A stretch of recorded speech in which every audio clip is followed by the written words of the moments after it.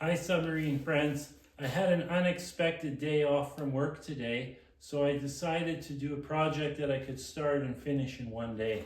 So I decided to work on the latch mechanism for the hatch. So I machined these two stainless steel bushings, and the way this works is they're machined smooth on the inside so they'll accept an O-ring. So I put a shaft through with an O-ring on it, and it's just you just rotate it and it just latches onto the lip of the hatch land. So it's very, very simple, and it used to have a thing on the top where you had to rotate it. It was a real pain in the butt, and you had to rotate it a whole bunch of times. I didn't like it. The other way to do it is to just do like a quarter turn and just push two rods out that lock. That works pretty good too, but again, you have to, I find it very awkward. I like this idea. You just have a lever here and a lever here, and away you go. So what's nice about it is, what's important is that you just lock the hatch. You don't have to pull the hatch down really tight.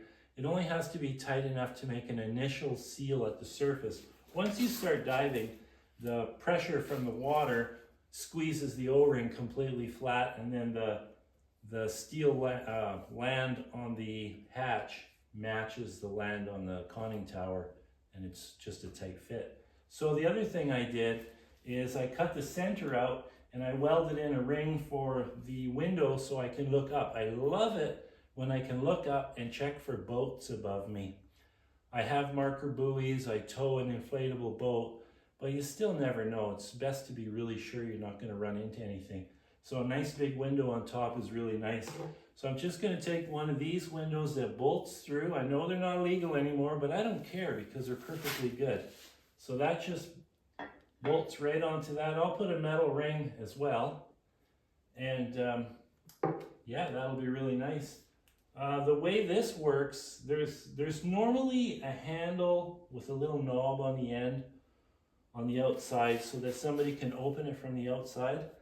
But I don't want to do that. I want to make it so you can open it from the outside, but I don't want it to be easy. I may just put the round piece in the middle and put slots in it so a wrench can go on it. The reason for that is vandalism. I don't want anybody to be able to undo these randomly. Even though the hatch can be locked, it needs to be snug enough so that if somebody managed to sink the submarine by cutting vent lines or something, it won't flood as long as this is still sealed. So I don't want anybody to be able to open this, just a passerby wanting to be a dickhead. So they'll have to have tools with them, which is unlikely.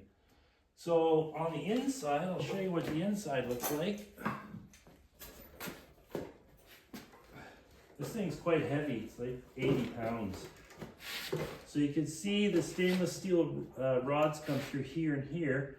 And it's machined bigger right here because I'm putting a plastic bushing in. So the shaft that goes through rides in a plastic bushing so that the sideways load is put into the plastic bushing instead of the stainless steel running against stainless steel. It could gull the shaft. So plastic bushing is the answer for that. So this was a pretty fun project for today. I have to go back to work again. So this was a nice little change. So that's where we're at. Ciao.